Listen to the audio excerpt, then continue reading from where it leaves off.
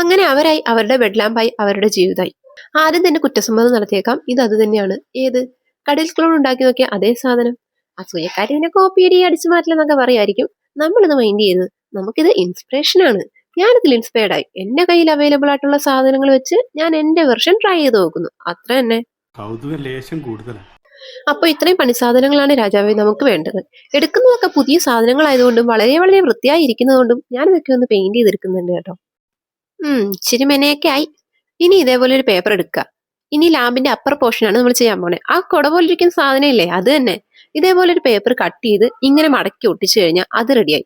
ഇനി അതിന്റെ മുകളിൽ കാണുന്ന ആ ഒരു ഹോളില്ലേ, അത് ഇതേപോലെ ഒരു പേപ്പർ എടുത്ത് അങ്ങ് ഒട്ടിച്ച് ആ ഹോൾ അങ്ങോട്ട് അടയ്ക്കുക. ഇനി നമ്മൾ ലാമ്പിന് വേണ്ടി ചെയ്തു വെച്ച പാർട്സ് എല്ലാം ഇതേപോലെ ഒന്നിച്ചാക്കി അങ്ങ് ഒട്ടിച്ചു കൊടുക്കുക. നമ്മൾ ഡെക്കറേഷൻ മറന്നുപോയി. ഡെക്കറേഷന് പറ്റിയ ലേസ് ഒന്നും എന്റെ കയ്യിൽ ഉണ്ടായിരുന്നില്ല. അതുകൊണ്ട് ആരുവിന്റെ ഒരു പഴയ ഉടുപ്പിന് അങ്ങ് വില പറഞ്ഞു.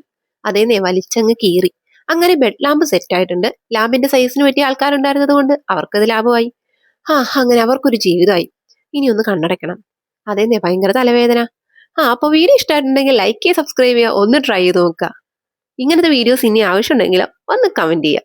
ബൈ.